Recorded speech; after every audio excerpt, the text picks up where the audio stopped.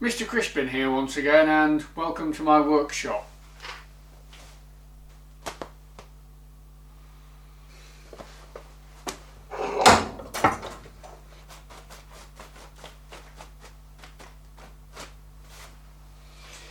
Now, when I first got into engineering about 12 years ago, and I had my bedroom workshop with a Chester mini lathe, I was given the very good advice: never take your lathe to bits, because people who take their lathes to bits don't finish their machining projects. Well, in today's video I'm going to show you how I took my lathe to bits instead of working on my machining projects, and over the course of this two-part video I'm going to show you everything I've done to revive this Harrison 190. Now, it came into this workshop, pretty much the first machine in here, about 3 years ago, and I've been holding off from using it until I had the chance to do this full once over.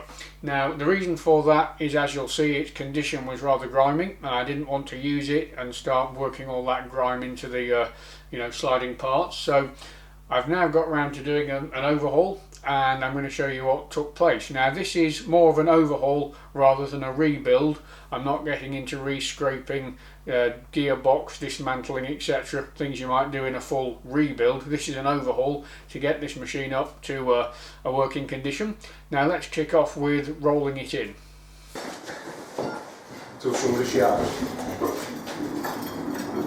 Okay, stop. Laying approximately here. Okay. We're going to sit to you, or we could get it in tight to the wall now and just keep coming till we get there.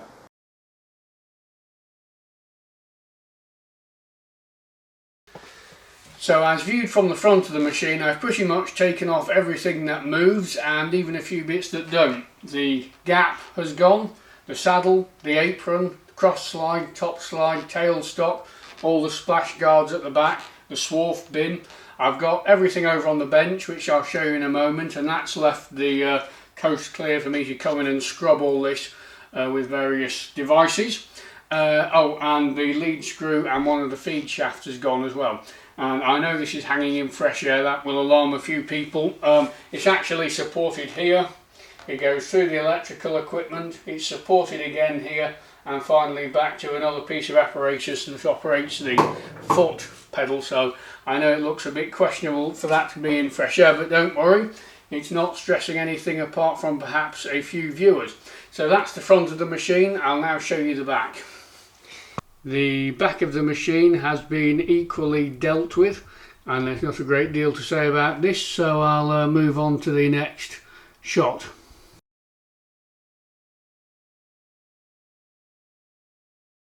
On the bench I have the rest of the main assemblies. I've got the saddle over there, some bits and pieces of the guarding, the tail stock, headstock cover plate, the gap, the apron, and then all the plates off the motor and electrical covers. So that is the machine as it stands. Now, I might just mention what I did exactly from when it came in.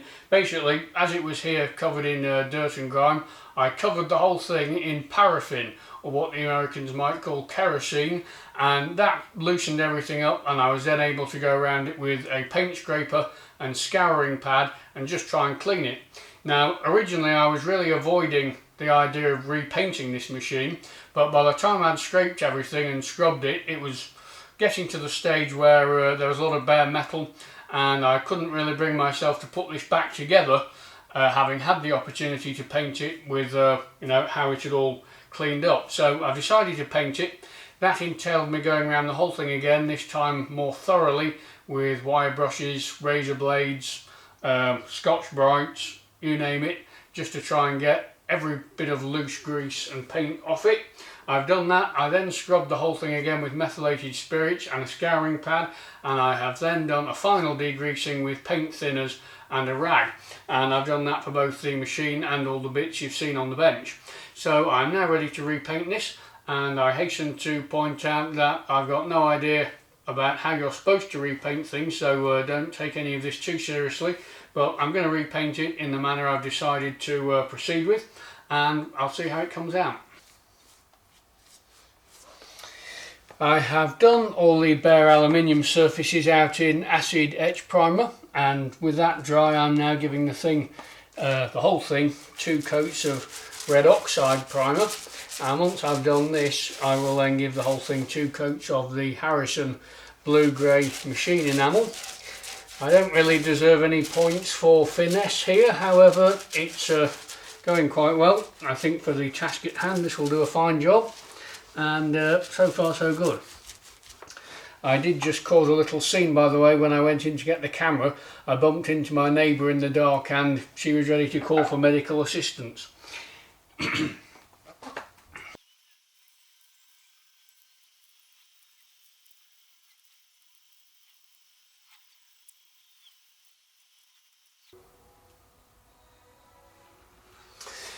I am putting the first coat of machine enamel on and it's going on nicely. Compared to the red oxide, however, it's a little bit more difficult because the roller is actually leaving air bubbles. Now, if anyone knows how you stop a roller leaving air bubbles, then I'd be interested, but in this area I've just painted here, for instance, the thing is covered in air bubbles, and if I leave it, the paint actually sets with those air bubbles in it.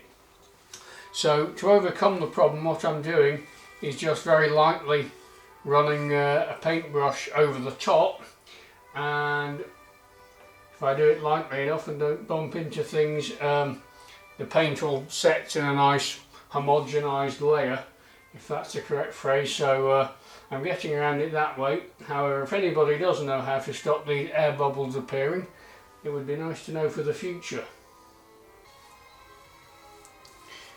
I did have some good advice not to bother painting the drip tray at all, because as you saw, before I started painting, pretty much all the paint had gone just from swarf and coolant pouring over it. But it's such a large area, I decided if I didn't paint it, it would look like I had only painted half the machine. So I'm going to paint it, and if it all peels off, then so be it. But I'll give it a chance and consider it an experiment in paint adhesion.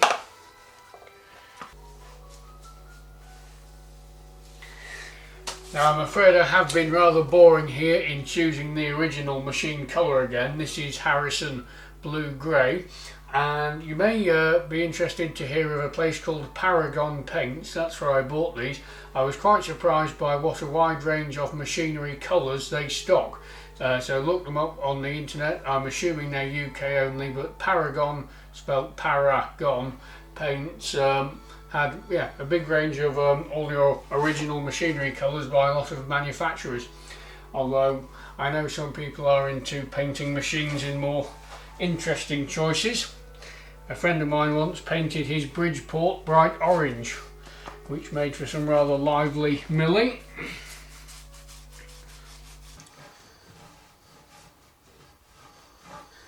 No need to call an ambulance, I'm down here deliberately. I've currently got my arm inside the machine and I'm cleaning out the bottom of the coolant tank, which runs the full width back to front. Now I'll reposition the camera and give you a close-up of the coolant arrangement. A quick look at the coolant tank. This is down at the back of the machine and just basically a metal box with a very standard coolant pump. And I've given it a once over, put a new hose on it, etc. And that's all there is to say about it. In the words of Inspector Clouseau, now we are getting somewhere. All the panels and guarding are now back on, and it's time to do the fun bit, which is putting it all back together. Now I'm going to start with the bed, and I'm going to point out a few things and then do a bit of restoration. Now I'm not getting into any scraping or work of that nature on this bed, but I am going to give it a bit of a once over with various types of stone. Now the overall thing's in good nick. You can see there is a very light wearage here on both sides of the V that guides the saddle.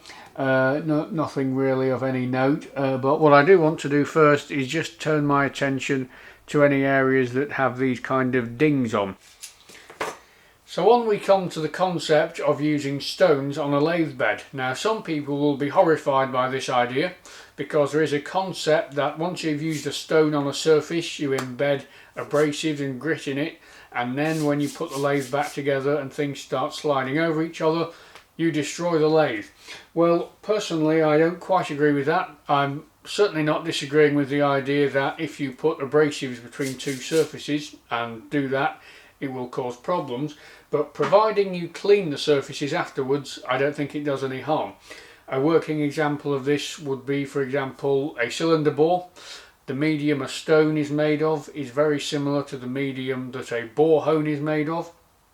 And does a cylinder bore destroy itself purely because it's been in contact with a hone during its manufacturing process? No. And so basically I think I can do a lot more good than harm here, providing I clean things properly. And what good could I do? Well, I've done you a little drawing. This lathe has come out of a college, and as a result it has been in contact with a lot of dings. No, not the students, but the things students have dropped on it. Now obviously when you drop something onto a metal surface you can create a deformation, and this little sketch shows you what I'm talking about. So here's the surface, and here's a deformation created by an object being dropped on it. Now, the way in which the metal deforms is described by something called Poisson's ratio. And Poisson's ratio explains that when a material deforms like this, you get movement below and above. And I'm happy to be corrected on this because this is from memory, but it's something like 2/3 of the displaced material goes inwards and 1/3 comes upwards. So imagine something coming sliding along this surface. When it gets to the portion where the deformation has happened, it comes along and it has to ride over the raised portion. So through the use of some careful stoning, I can remove those raised portions and regain what is effectively a flat running surface. Now the star of the show is in this box. A man called Robin Renzetti, YouTuber and expert person, introduced to the YouTube audience something called the Precision Ground Flat Stone. Now this is a set made by Dave Ticehurst, complete with instructions and a lid. And basically what we've got in here is a pair of stones which have been made to a very exact geometry. So they've been surface ground and they come as a matched pair, and this is what I've been using. So basically using them together ensures they're flat and any debris in there gets levelled off, and then through careful use, totally dry with no oils or fluids, they ride on the surface you are trying to flatten. And the whole beauty of this needs to be understood. When you have a raised section, as my diagram shows, the stone comes along and the force which you're exhibiting is directed onto that area. Once that area becomes stoned off and flush with the rest of the surface area in contact with the stone suddenly grows from that little point to the full thing. Once that surface area has grown with such a fine stone, you are not going to remove any material. Once you remove that ding, in other words, and got this to a flat, you've done the job, and the beauty is the stone isn't going to overcut the surface. Take your traditional India stone, not particularly flat.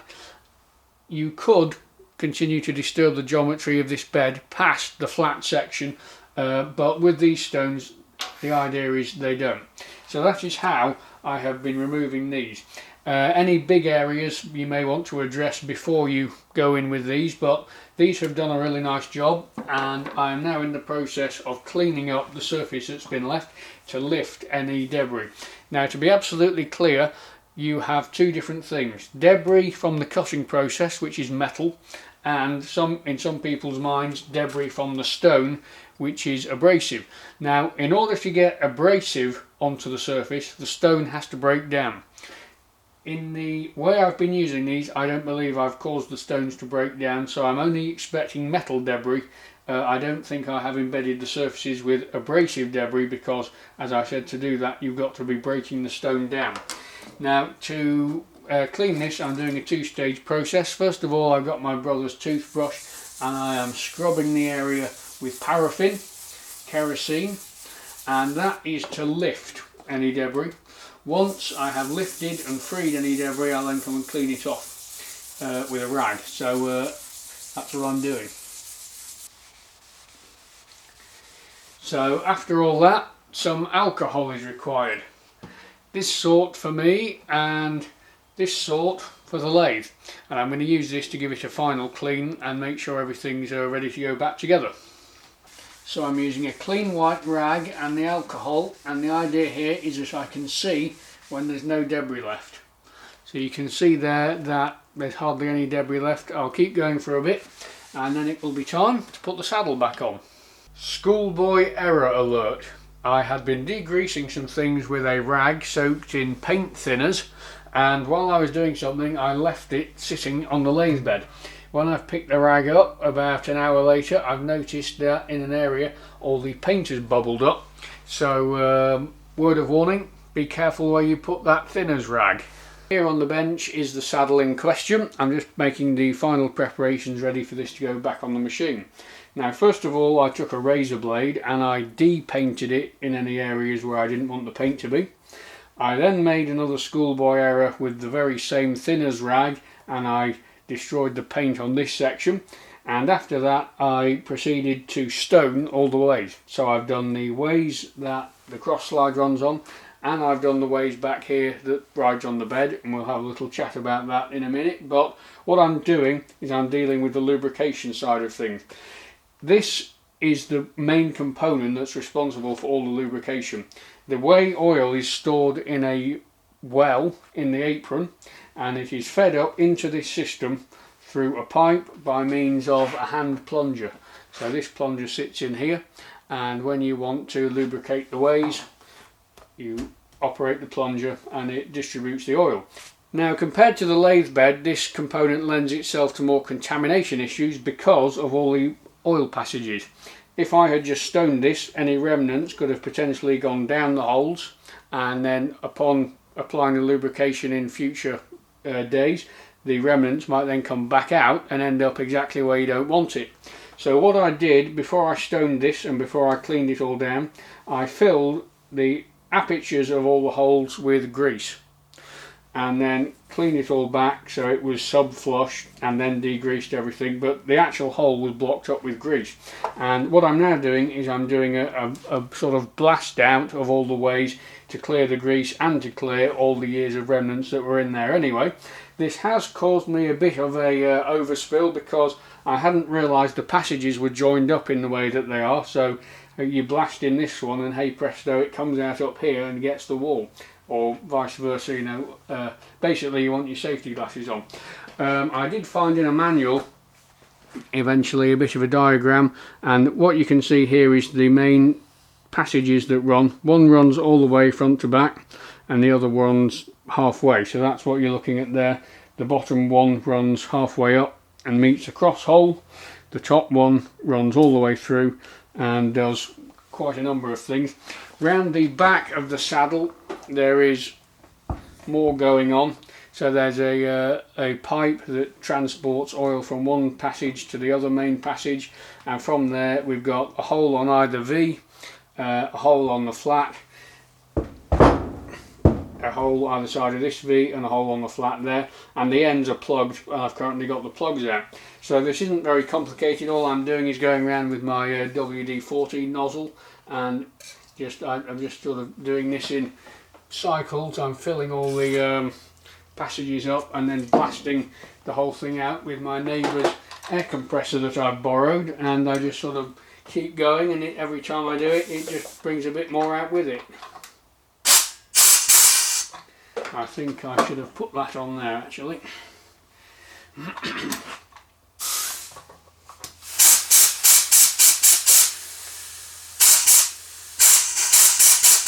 And as I go, I'm just feeling the oil that comes out and feeling whether it's clean or not. So this is all I'm doing, and when I've finally done all this and given the whole thing a clean down, I'll put it back on the machine. All I'll say is it was worth varnishing these walls. On comes the saddle.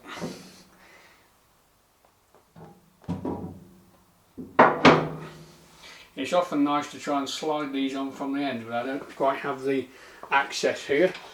But that's obviously with no lubrication, but all very clean. And with that in place, I'll get the gap next. So this is what you call the gap in a gap bed, and this is just a piece that's removable to allow you to work on a larger section when required.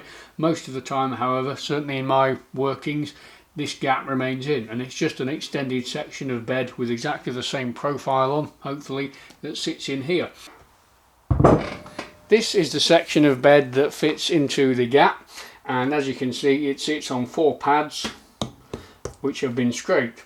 There's also an alignment pin to hopefully bring it in line, but what I wanted to show you is on the other side. Now this whole thing has been processed just like I've done the rest of the bed, but there's something I want to zoom in on. This section of bed illustrates perfectly how these stones work and why I've used them. In this section of bed there was no damage, and you can see that although this section has had as much stoning as everything else, hardly anything has been removed. It's just been shined up a bit, and I know that because I can still see and just about feel the wear ridges that have been left through running. So no material has been removed from this section. A bit of polishing, okay, but the surface is as it was. In this area here, however, where you have got the most almighty dings of them all, the surface you can see has been cleaned up. And that is what I wanted to show you. So that surface has been regained and is now pretty much flat, but the original geometry has not been disturbed, and that, you know, that's the idea behind it.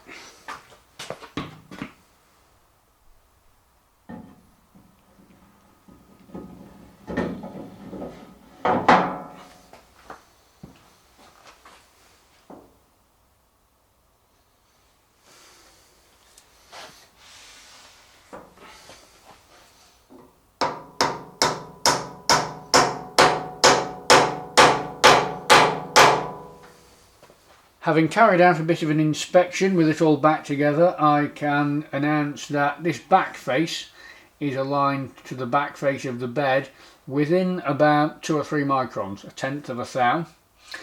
This side, however, the gap is plus, so further up on this plane than this surface, by about 8/10 of a thou, 20 microns.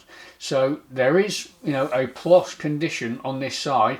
Interestingly, with this side being dead on and this side being plus, to correct it I would have to move the whole thing this way a bit and then drop this side down, angle it down a bit more. So it would be fairly involved. I'm sure it could be done through scraping or some other means, perhaps grinding if you had a big enough machine. For now, I'm going to press on with the reassembly. I would be interested to hear from other people who also have a gap bed machine of this nature, what sort of tolerances they expect on the alignment of the surfaces.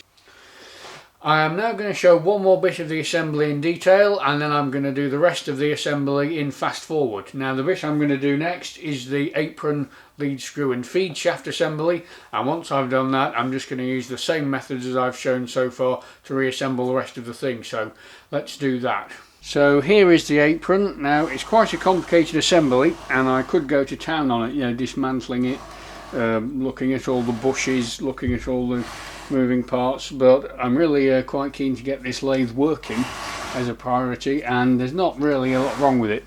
I did consider trying to improve the play in these gears. There's some of these bigger gears, you know, they have a bit of play in them, but they're all on spline shafts, and so it's quite tricky to do anything with them. So really I'm going to go with it, go with the flow. It all runs nice and smoothly, it's all nice and clean, all the bearing surface is looking good condition. Just one little thing left to do, and that is to install this olive and nut arrangement on the oil pipe. Now I'm showing you this because it gives me an opportunity to demonstrate a top tip from my dear colleague Professor Francis.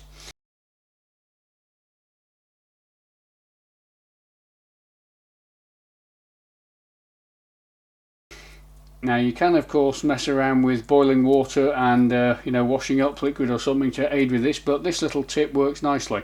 Hold the olive and the pipe with a piece of emery cloth and it gives you a kind of a gorilla grip.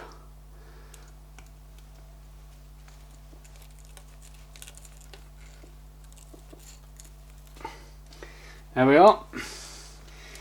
that is now ready to go back on.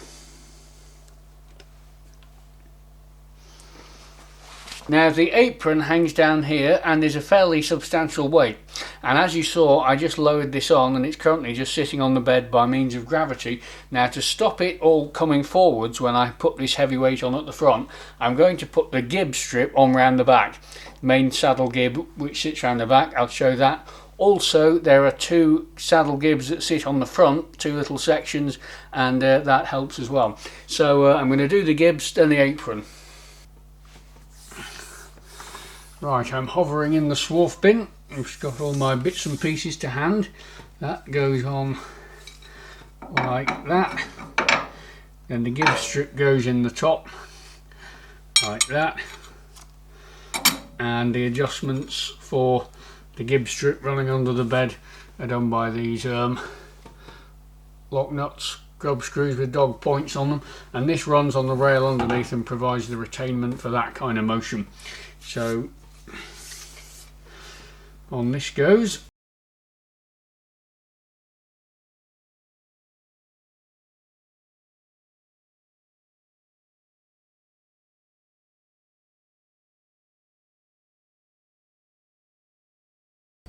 Right, that's got it for now. I shall carry out some finer adjustments when I get to the end of the full assembly. These Allen keys, by the way, are part of the set I got back in 2014 from the Keith Fenner Toolbox Challenge, if anyone's still with me from then. The front saddle gibs are quite straightforward. They're just little plates like this that sit on and are bolted down by cap heads from the top. These gibs are tightening up on pre-adjusted collars which you can't see. Now these pre-adjusted collars are here, look, you can see that the cap head is tightening up on a collar that can also be screwed up and down. So when you tighten the cap head, it is its actual depth is determined by the position of that collar. Now actually these need adjusting. There's a good 0.2, 0.3 of a mil up and down, and the saddle gibs of course are to stop this up and down movement. So I'm going to fiddle around with these off camera and proceed when I'm finished. Proceed when I'm finished indeed. Well, I've had a bit of a battle, so I've put the camera back on to show you what's going on. You saw that I tightened some cap heads up to lock these in place, and you saw that from the top the cap head was sitting within a collar. Now the bit you need to be aware of sits in between. It is a threaded portion that looks like this. So you've got a fairly fine thread and a diameter and an end face, and that is what is actually locking up on the saddle gib itself. So in other words, to raise and lower the saddle gib, you raise and lower this portion by means of these threads. To do that you need to be able to turn it, and the battle that I've had is that I could not get any of these to turn. There's clearly been a long time since they were adjusted, and you know, the threads in there are all seized up, so trying to turn these collars proved to be rather difficult. I even got a piece of tool steel. Now okay, it's in its soft state, but you know, there was enough force there to just twist the steel up, so I had to soak them in oil for a few days and then come in with punches and try and sort it out. I've had one casualty. One collar has lost its tenons, so I'm going to have a little fix for this, but otherwise I've now got it to the point where they move freely, so I can set them up and get rid of that lift. Well, that's quite enough for one sitting. I will proceed in part 2 with the arrangement of that assembly. I'll then put the rest of the lathe back together, fit a digital readout, take you through the electrics, and then do an overview of the controls. So apart from that, I hope you found this interesting.